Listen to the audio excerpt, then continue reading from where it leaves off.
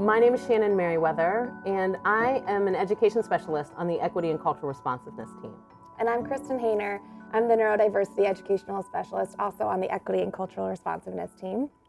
Thank you for being here with us. We're excited to have this opportunity to talk and share and ruminate and think and just put some ideas on the table as to our thoughts and experiences about what it means for us as we think about humanizing education and what it really means for us as we center students and communities in the work that we do.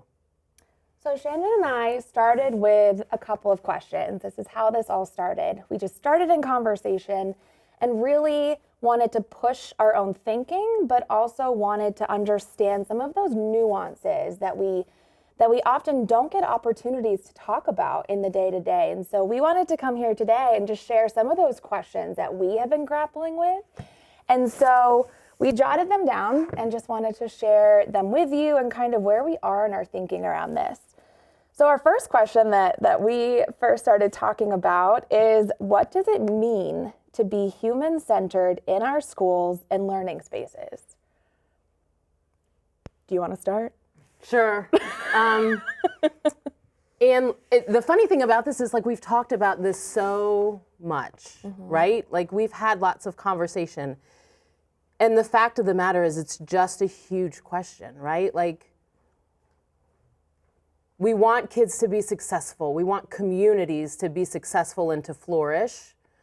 That's the end goal, right? And then there are so many parts and pieces of that. And so there's, are kids reading? Or what are the resources to get kids reading? What are the resources to give families access to support their students in reading? Like, there's sports.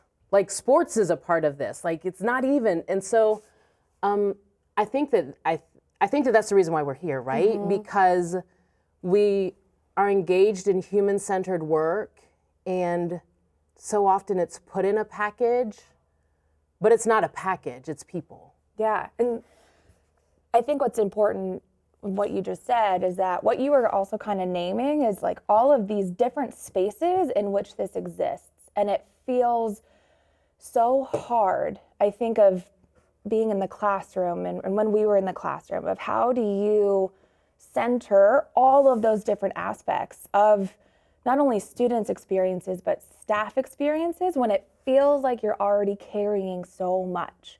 And so what we want to do here is really talk about the ways in which, if we're centering humans and if we're centering students here for a minute, what are the ways in which our students show up every day in classes, the ways in which they, within their identities, how they think, perceive, behave, operate, and how can we kind of start flexing this new muscle or keep building upon this mindset muscle to sometimes like let the noise, like not so much listen to all the noise and feeling like I have to do this, because it's a lot and there's a lot of pressure and sometimes there's a lot of fear about doing the right thing or doing the wrong thing. But if we look at the person in front of us, who they are, how they show up, how can we believe them and affirm them for who they are, I think that in itself is kind of a shift from what we have been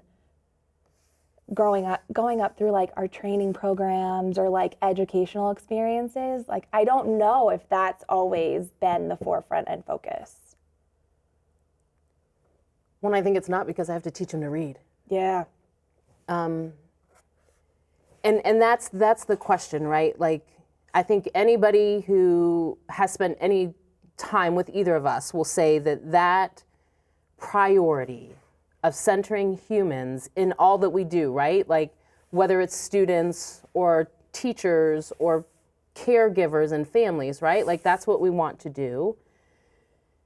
And I think about when I have been in spaces as a parent, and I'm acutely aware of the fact that, like, the person on the other side of that table isn't familiar with the lived experiences of my family.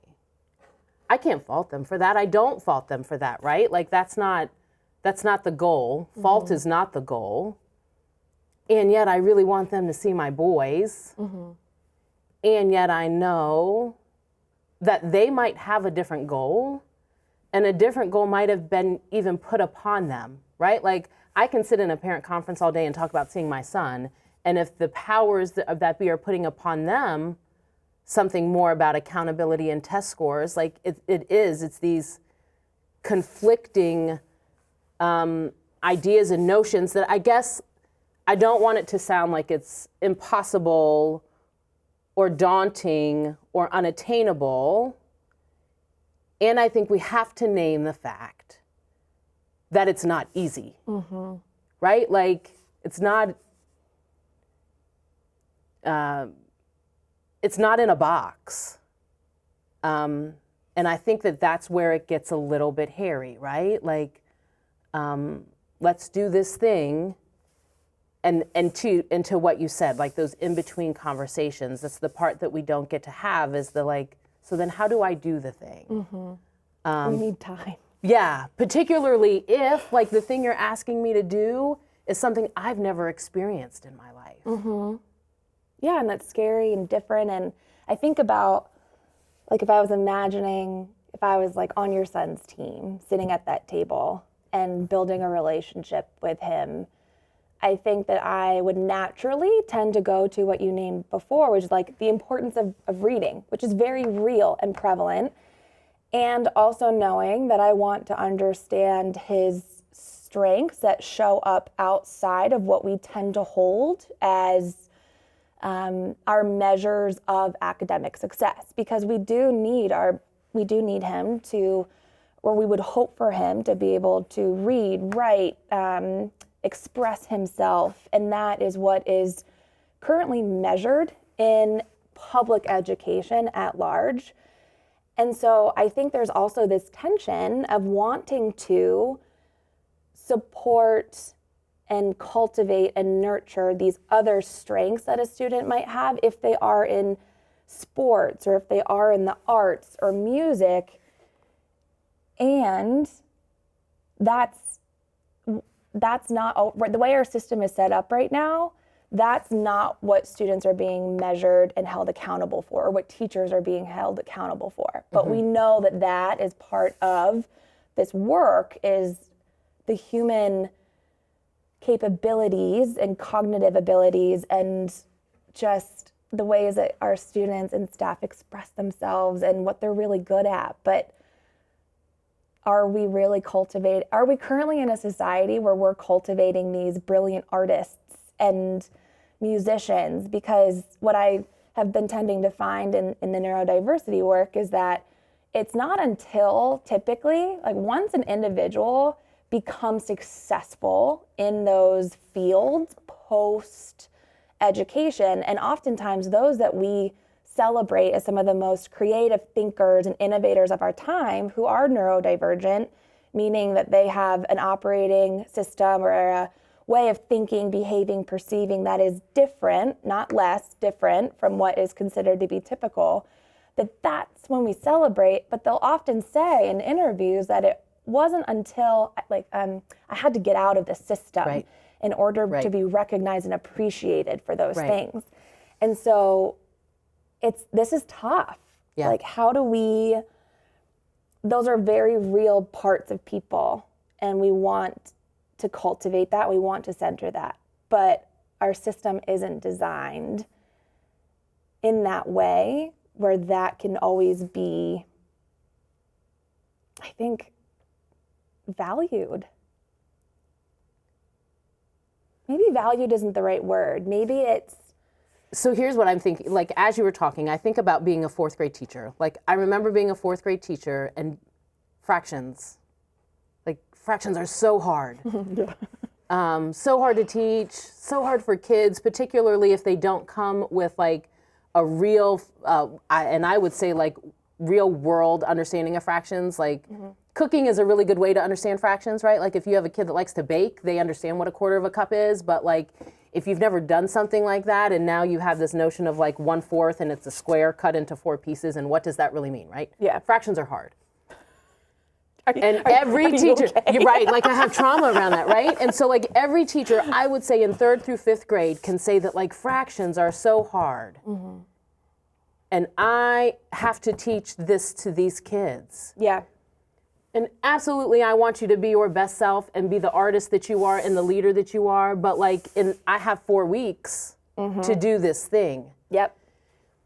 And so I think it's also like, right, so as I said, like at the beginning, like I don't want to come across as it's daunting or impossible. And yet like education, the enterprise of education is just huge. And like we are a piece of larger societal forces, right? And I think that that's a bit of what you're getting at. Yeah. Like the fact that like we have 8-year-olds who are gonna be 35-year-olds. Yes. And like that's our goal, but we see them for one really small chapter of their lives.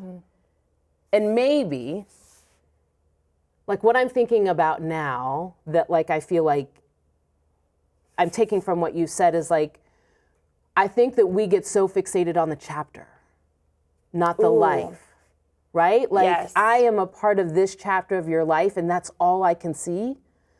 And that's all I see myself in. And maybe that chapter, I also feel like there's already predetermined subheadings in your chapter. Yeah, Like right. you have to hit here and you have to hit here.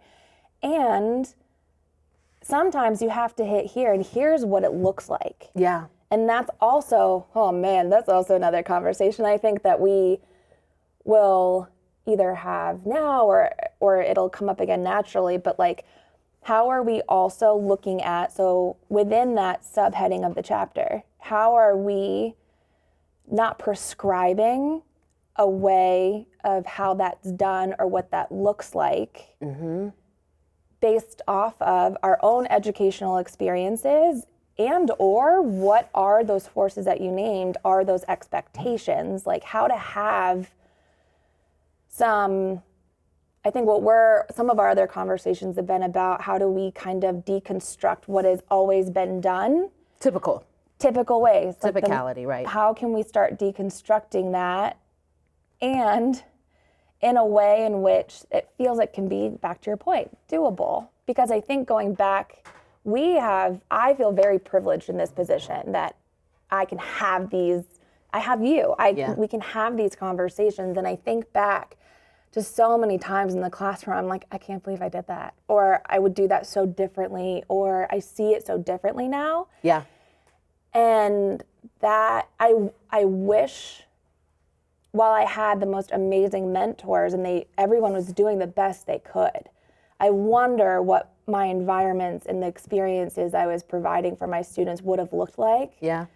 If I had kind of like gone outside of my typical way of thinking. Right. I just love that chapter analogy that you gave. I feel like we could do this forever. And I think one of the things I'm thinking about right now is, and maybe like that's the next part of this conversation, I feel like is unpacking and dissecting typicality. Like that's a day in and of itself, right? And I will say one of the things I struggle with professionally is I appreciate the ways in which we problematize typicality. And I think about so many of our students who continue to be underserved and underperform. And like, that's our goal. Our bar is so low that our goal is typicality, right? Yeah. Like, if you're a student who's not reading, I don't have the privilege of saying, it's okay, you'll get there eventually, right? Like, it's, in so many spaces we've said like, it's okay if they don't pass the SOL. No, it's not. Yeah. Right? And so like, and that's the tension, right? Like that's the question. How do we create spaces that are going to do just that, allow humans to flourish? And I think for so long we've talked about it in just allowing humans to be. Yeah. But not like, no, the goal is not just to show up as yourself. The goal is to flourish as yourself. And I think in a lot of ways we have started with just like, let's let humans be, kids be. But being isn't good enough. And I think that, like, for those of us who say being is good enough, there's a bit of privilege there. Sure. Because there's an assumption that I'll eventually get there. But we have kids who aren't graduating. We have, like, being isn't good enough. Thank you. Thank you for being here with us. Yeah. Thank you for your time. And we're excited to continue this conversation with you. We'll see you next time.